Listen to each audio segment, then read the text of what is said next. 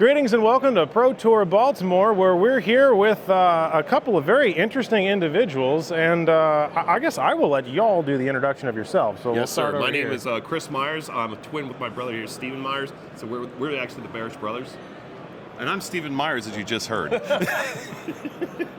They are twins, and I can't tell them apart very well. Can you? Great.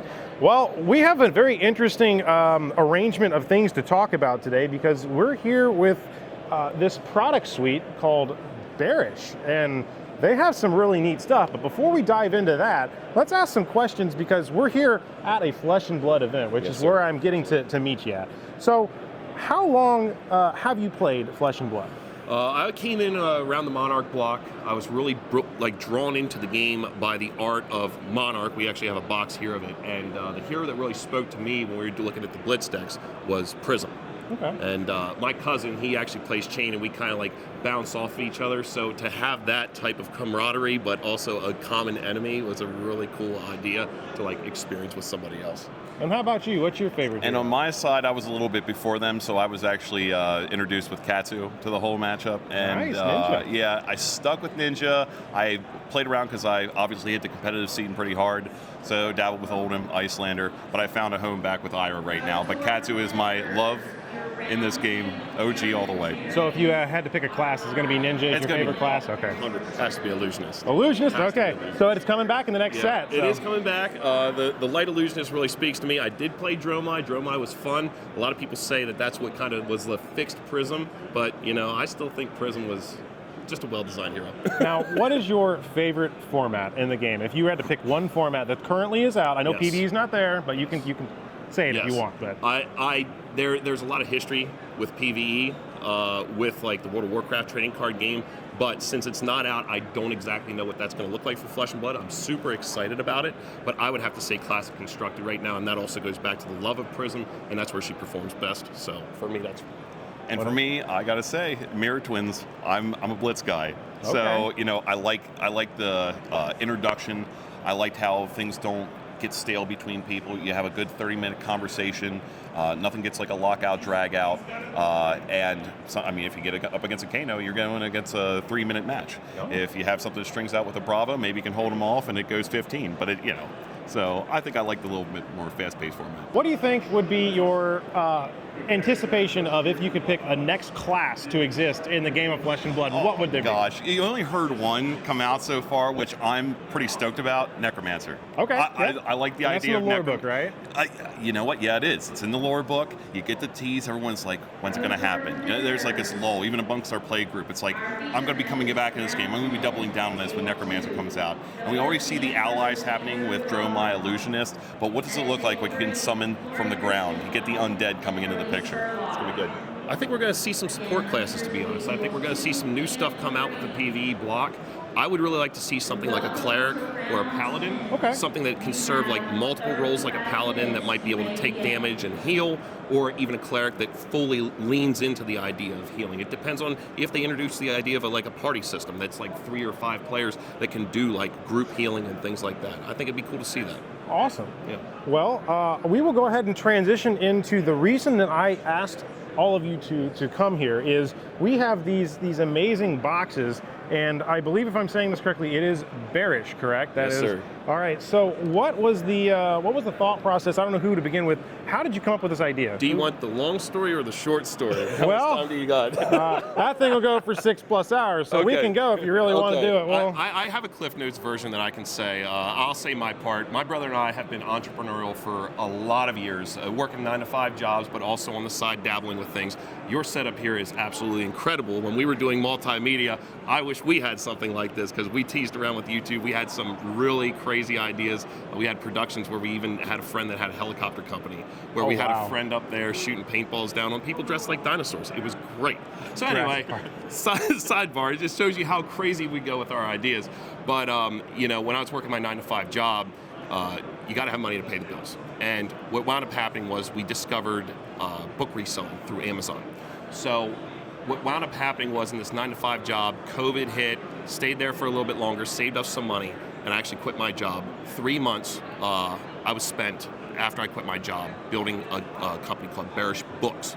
So Okay. the idea of it was we were listing our dud books online that we couldn't sell on Amazon because Amazon charges a lot of fees. So these were books that were just going to be thrown away, giving them a second chance to another home. So the idea with Bearish was that they would start out at $5 and every week they'd drop down by $1 until the point that we would have to actually recycle these things because they sat around too long. That was the idea. Well, my brother comes along with this crazy idea. I have quit my job. I've given up all my insurance and all this other stuff. And he says straight out, he says, this is right after everything was fully set up for this. He says, Christopher, he goes, I've never felt so good about something in my life. I said, what are you talking about? He says, we need to make acrylic cases. And I said, bro, I have never in my life thought you'd ever say something like this to me. What is driving you to say this? He goes, there's this new game out called Flesh and Blood. There's a guy online named Rudy. He's talking about it. He goes, these things are really popping off. It seems like it's a great game. I'm ready to go out and try it out. I mean, we haven't even tried it at that point yet, right? And I think the reason why we moved into acrylic cases is because I'm a collector and a player at heart.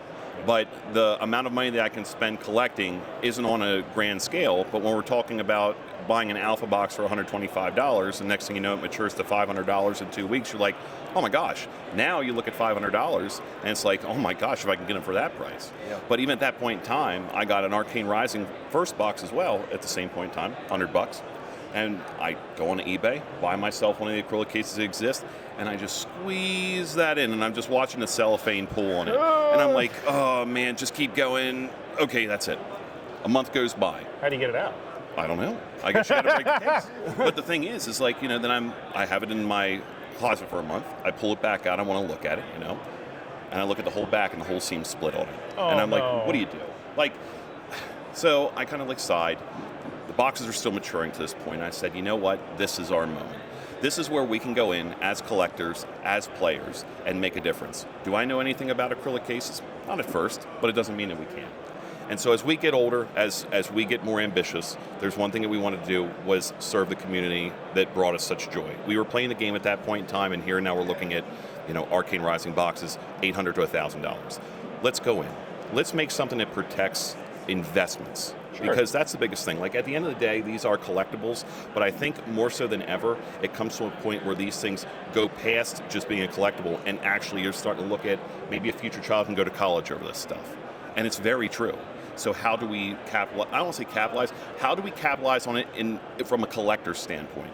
Like, if I'm a collector, what would I like to see? Well, capitalizing's all about providing a service, and for us, it was a specialty thing. Right, exactly. So the point came to this: if we're going to design this, we're not going to do it halfway. We want to make something true fit. It's going to be close, like, you know, you're squeezing that box in, but what about if you don't squeeze a box in? You let it drop into itself, and you get a nice presentation on something like this.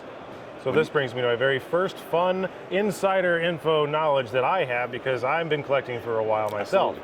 Now, you're holding up a Monarch, I believe this is the first edition box. That is correct, yep. So I don't necessarily think it's going to pertain to this. However, let's pretend this is an unlimited box. For those of you that are out there, do you know that there are two different print facilities, Japan and Belgium, that printed this? And if you're aware, because I see you smiling, oh, yeah, you know that those two things are different physical form factors. So when you start to look at the design decisions, when you start thinking about having to make something that you said is perfect fit, absolutely, you know, one size literally can't fit all. Absolutely. But for the game of Flesh and Blood currently, I believe there may be, I'm not the expert here, I'm going to lean on you for sure. this, but I would imagine Crew is one size / Dynasty, and then you have two different boxes. Is there like 2 or 3 or 4? Like, how many sizes are there? So far, we're up to 12 different SKUs for Flesh and Blood. Okay. And that includes the carton cases, Ambition. I know a lot of people don't do it, but anyways, the thing is that if we're not going to cut corners, then what we have to do is address it every time it's changed. So on my side, being the design expert of the team, you know, I'll go through and make the CAD design, but then at the same point in time, we got to contact representatives. We got to go to Legend Story Studios and ask them, are you looking to change this? And if they're not looking to change it, then obviously we have to be the ones to change it. And it's not, it doesn't hurt us, there's no skin off our back, it's just going to take a little bit more time to realize some of these products that we have, because we have everything. We have the whole entire line ready to go. So is the line of communication actually open? Just for the folks out there, does LSS actually respond and communicate openly in those regards when you email? In the flesh.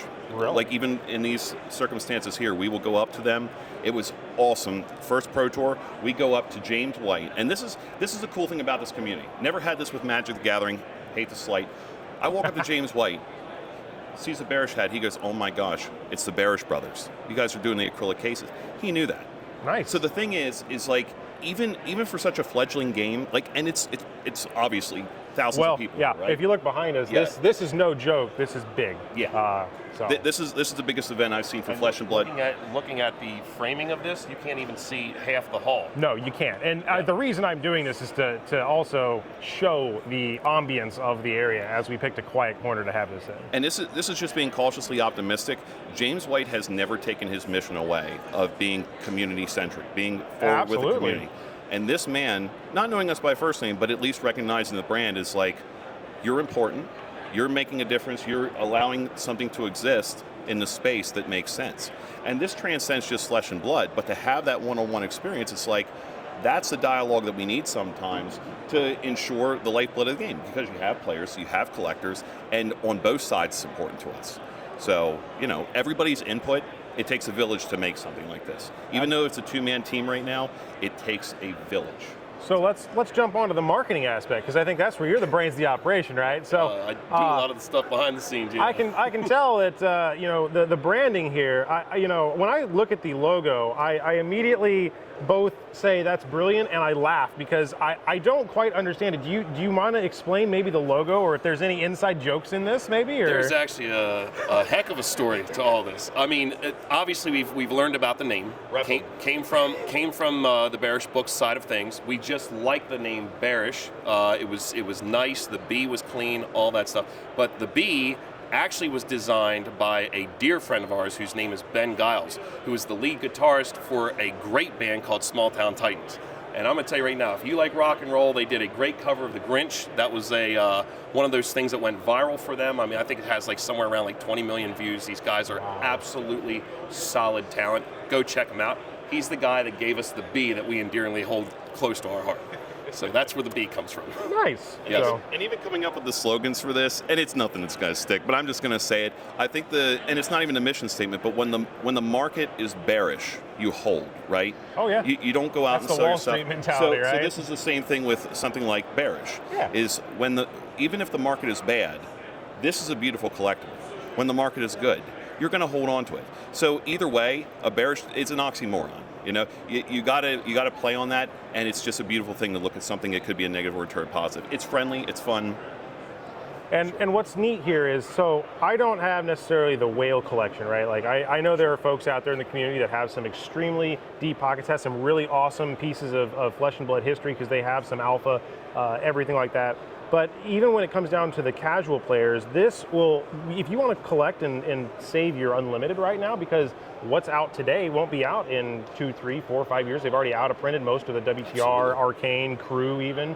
So how, as far as maybe getting into the hands of a casual player, are there plans to go into distribution, or are there plans to get this in hands of other folks, if you can even talk about that? Or? Right. I mean, I think the whole idea behind it was to try to make something that was accessible. And I'll never forget the moment when Unlimited for Welcome to Wraith and Ark was released. I mean, we had designed our cases, we had purchased enough for this budding community, and the owner of our local LGS comes up and says, "Guys, I got bad news for you. These Unlimited cases do not fit, or the Unlimited product does not fit in your cases." So from there, it was about expanding the catalog so that everybody was serviced. So even to that point, then it came to the point about like Alpha and Arcane Rising First Edition and Crucible of War, that these boxes started to get out of price range that people could even afford. Sure. So that was where our pack case design came in. So we really expanded our catalog to service everybody, and that actually started to draw the attention of distributors. And we've been talking to multiple ones, but there are distributors right now that are lined up that are actually going to give us a chance that may get us in front of over 2,000 stores in this country. So we're very excited about that. That's awesome. And we actually have competitors here that we talk to, pretty well-known names in the community that come from Australia, that said that there actually may be a need for this even internationally. So there's people all across the world right now that are saying, how do we get your product to us? And that's sort of where I got to pull the strings behind the scenes and have conversations and find out what logistically we can do for the world. But that takes time. Yeah, and there was an old quote somebody gave me once. It was called, "The riches are in the niches." Yep. And what's funny is this is a niche within a niche. Yes. And I love it. So because you mentioned that there was a little bit of a design I'll call it a snafu or a setback with the sizing of the cases, when somebody comes to you and says, you know, I'm scratching my head because I'm trying to put this in here, how do you take that information and then maybe take it into your programs and talk through the iterative process of maybe how you fix those issues? I think the design ends up becoming fluid, almost like you're painting on a blank canvas. Okay. I think where the challenge is assessing the functionality and of the case. The form comes later. You know, you can do the nice fillets and things like that and make it look beautiful. But when somebody comes to you and says, listen, I want to seal a cardboard box of 4 of these boxes together. I want to seal a carton. Now all of a sudden we're looking at what we're going by, our standard is a 3mm thick box case. Well, that's not going to work for a carton case. That's pretty heavy, yeah. Even the pane being on the bottom doesn't make sense because the weight of the box. So we Gotcha. went to the top of the box. They're 5mm. They're huge. And they're ambitious because it's a lot of dimensional weight to ship. But the thing is that we would have never considered that, even though the carton cases hold a premium, until the need comes to us. So when you're talking about a niche within a niche, it's like now all of a sudden we have to expand our product line to incorporate larger collectors. Sure. And because they don't want to be alienated either. Exactly. They're not going to break over them cartons. So the same thing is it becomes kind of a fun exercise for us to continue to roll with. Hey, Rudy, you heard it here first. They're going to make you a pallet-sized literal box to put your pallet in. Don't give it on away. Don't give away the Hey, surprise. I'm going to tell you something. So, no, that is actually very funny. No, there is a story on this. Okay. So from This was a joke. I just ran. we did not talk about this. It's very funny that he brings this up. We were sitting at at the banquet at Pro Tour 1, Okay. and that is where we first introduced our pack cases, box cases. In fact, pack cases weren't even out then. Prototyping. Yeah, we were prototyping. So we had the carton cases, obviously a few names, but in terms of the conversation, there's Rudy sitting there. So I handed him one of the carton cases, and it was just more than one of the things like you sit back and like, what do you think? And he's like, it's not my bag, man. He goes, I don't deal with carton cases. He goes, I deal with pallets. I said, And he said, and I looked at him, I said, don't be surprised if one shows up on your door. yeah, he outright said, if you guys ever make a pallet case, he goes, maybe we'll talk. That was so funny. Hey, That's funny. There is a loaded bullet in the chamber for a good April Fool's one day. I'm telling you that right now. You got okay. I don't know who the YouTuber is. There's a guy that sends these like sparkler bomb things. Could you imagine putting one of those in the middle and then sending it to Rudy and then having the camera when he opens it up? At least you can vacuum out the bottom of the acrylic Yes, case and I it doesn't know. go all over the place, right? Hey, we'll come to anyways. you for that. Hey, We'll come to you that'd for be that. fun. Anyways, sorry to derail that, but that was just a fun side tangent. All right, and we are back. One of the next questions that I wanted to probably ask is, obviously we were at a pro tour for Flesh and Blood, but that is just one piece of cardboard in one game, and the ecosystem is very deep. There's Magic, there's Pokemon, there's Yu-Gi-Oh, there's Weiss Schwarz, there's hundreds of others that I probably couldn't even begin to name. Are you going there? We already are in that space. We Oh. are. So with the universal pack cases, I think that's a nice tangent onto like how do we broaden the scope. Okay. At least give people a feel into Bearish, but the box cases are already designed. We have the ETB case ready. We have the booster box ETBs case are ready. sexy. I have a lot of old Pokemon ETBs. And what killed me is I actually, this is at Charlotte Nationals, Flesh and Blood, somebody came up to me and they're like, are you doing ETB cases? I said, oh yeah, we already got it made. And then he's like, but what about the Pokemon Center ones? I'm like, oh no, there's another box size. Yeah, those are right? different. They're Exactly. bigger. So either way, what we're going to try to do is cover the mass, right? Sure. And it's going to be the same thing for Magic the Gathering. We already have draft booster boxes set up. We have collector booster boxes set up. Nothing for Commander yet, but possibly in the works because that's a pretty relative size. Set boxes change size, so we're not going to cover that right away. Anything that you would think of that covers a broad scope. Magic the Gathering goes from, what are we up to now? March of the Machines draft? Oh my gosh. All the way back to 5th edition is what that covers. So we're going the whole way back to like 97, 98, I think is what it is. Yeah, it's a nice broad gamut. And I'll say this much, there's a lot of other boxes in the space, so we also have to look at the competition and see what's already out there. Because if something already exists, maybe that's the people that carry the torch, but we'll eventually get carried from Here's where I get to give you a heart attack. Sure. He just mentioned a shitload of work. Yeah. So how are you going to manage all these SKUs and tell some distributor, hey, instead of having 20, 50, 40 SKUs, we're going to have 5,000 SKUs? Because as I think about looking at a game store shelf, and the variety of components within there, Yes. I feel like that's going to lead me to the next piece of this. So it's a two-part question. Yes. Is you got a lot of SKUs coming, and the technology you're leveraging for this is injection molding, if I understand correctly. For the pack cases and certain designs we have coming in the future, yes. So let's talk about the correlation, or I guess the relationship between those two, if you can. So the biggest thing that I see, you guys touched on it just in the previous conversation. It's like, how do you compete with other people that are already making cases? The first thing is what you brought up in the beginning of this interview. It's proper branding. You get an image that people understand that looks cute, like a cute bear and a bee. And you get out there, you show yourself, you wear your clothing, and you get to be recognized by people. So it's about creating a symbol that people trust. That's Sure. the very first thing. Second thing is finding, creating a value that like distributors would see. So when you get the cases in their hands, then it's up to them. And here's the thing that gets tough about doing a business like this. Do you handle the distribution yourself, or do you lean into other people that have perfected the actual art of distribution? And that was a big question we had to have. We had that question for quite some time. So when you look at companies like Southern Hobby Distribution or Peach State or Alliance or things like that, when you've never done something like this before, you think to yourself, could they be predatory? And I'm going to tell you right now, the distributors welcomed us with open arms. Well, that's awesome to and hear. were very transparent with us. But then you ask, when you have 50,000 SKUs, God help us that it's not that many, okay? I mean, I don't know about that. I'm ambitious. He's ambitious. I'm ambitious. You're going to design the Amazon or the Bearish warehouse to hold this, because that's going to be a lot of product. I mean, Hey, fingers crossed. Fingers crossed we can automate that process. So the thing about it is that makes it nice about holding true fit cases is a LGS, a lot of people say, well, you should have something that's more universal, that fits more products and things like that.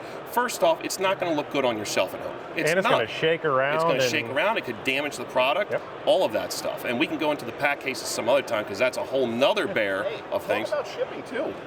Like actually shipping the product, shaking around and shipping. You can actually take our boxes and ship them. Absolutely. Yeah.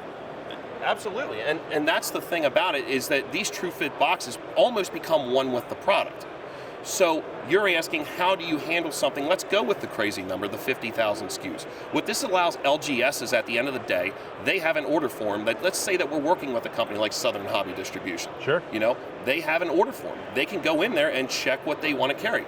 Maybe their player base is solid Yu-Gi-Oh! We have LGSs around our area that do nothing but Yu-Gi-Oh! We have 4 other ones that refuse to carry Yu-Gi-Oh! We have ones that refuse to even do Flesh and Blood. They don't hold the events. Specialized stores. I have it in my area. Yeah. Exactly. So these companies out there actually are benefiting by having so many different SKUs, because they can put on their shelf exactly what their customers want to order. This is not going to be something that sits around. You're going to come into the store and say, I'm a Pokemon collector, I need an ETB, and I like that new box there, and since I'm going to keep it on my shelf, I'm going to buy 2 ETBs. I'm going to buy one to open, and I'm going to put that one up there on my shelf in a Bearish case. And that's a common mentality with a lot of folks, Yep. is you're going to buy 2 of something. Yep. So any final words or things you'd like to say, I guess, before we wrap this up? Absolutely. I think that the one thing that I'd like to say, let's talk about our company as it is. This is it, between my brother and I. We started I'm this out, literally between the brother and you. Absolutely. This is Bearish. It's a twin sandwich. Exactly. I'm sorry. Okay. Anyway. This is I feel Bearish. flattered. It's us two. It's a dream for some people. But this is Bearish, just us two, us pouring our passion into a product that is we ourselves are customers of our own product. And the best thing and most humbling thing for us is when we have people come up to shows, send us emails, ask us questions about the future. And I want people to know on the outset of this interview more than anything else is that we are accessible.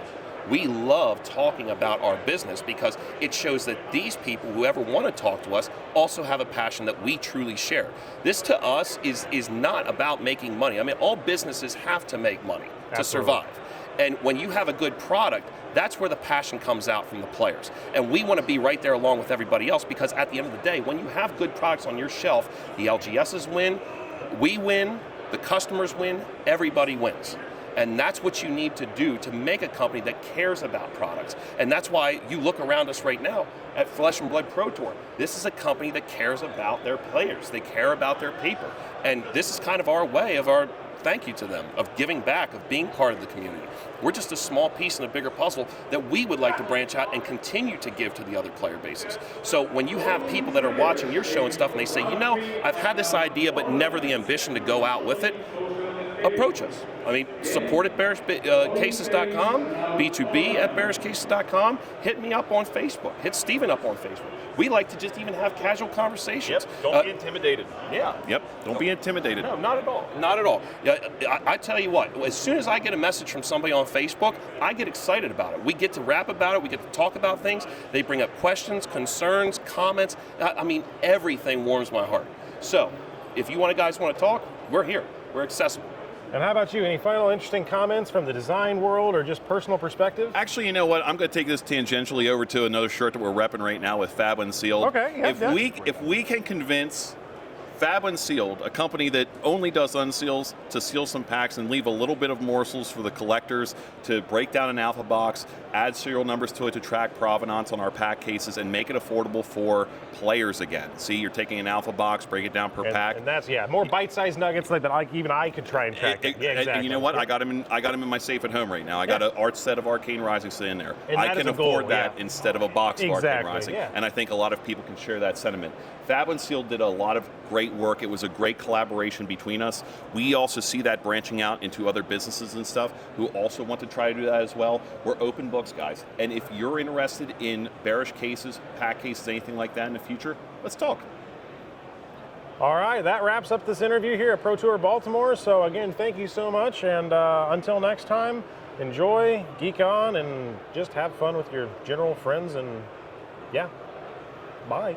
Thank you for your time, man. Your captain. Your captain. I'll always be your captain.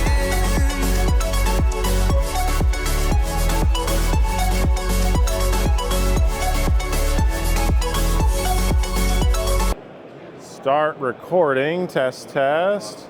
Test, test. Test, test. Test, test. Audio. Test, test. Test, test. That looks good. Fab Unsealed's not holding seal. What did they hit, by the way? Do you know? Alpha foil E-strike. Oh, Right. nice. All right, you saw it here first. Alpha foil E-strike. That's insane. All right, so we're at a perceived F2 ISO 800. All right, I'm gonna jump around to that side and we're just gonna get in frame and call it a day, so.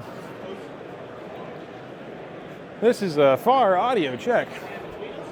Yeah, that way I can, because that way when I'm chatting, because I have my own mic. Sure. So I only have this, the problem with this lavalier set, which I love and I hate, is that the lav only has 2 channels. So I have this one and I have this one. But I can easily pass back and forth and chat as we ask questions. For sure. So, all right, so we are at, what is this, Pro Tour Baltimore, right? Oh, so, Pro Tour 3.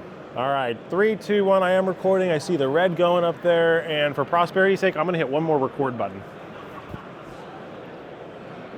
The beauty of the backup system here is that I can have the in-camera record. Are you happy with our positions here? Should I shift it? If you can move one step that way, perfect, we're good.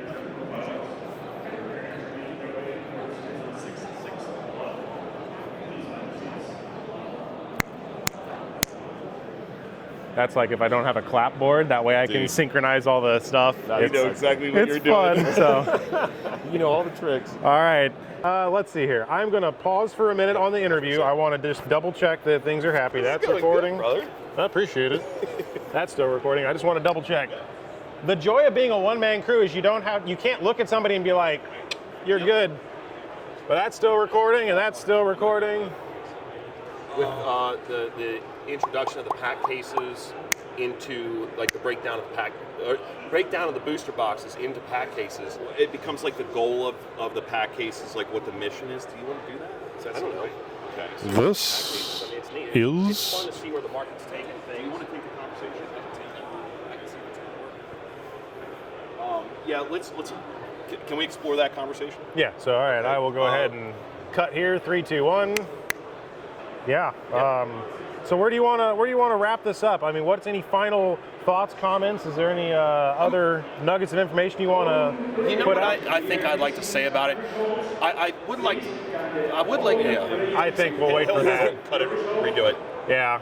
When they're screaming like that, it's going to be. Yeah. Sorry. That's the one problem with them using the PAs.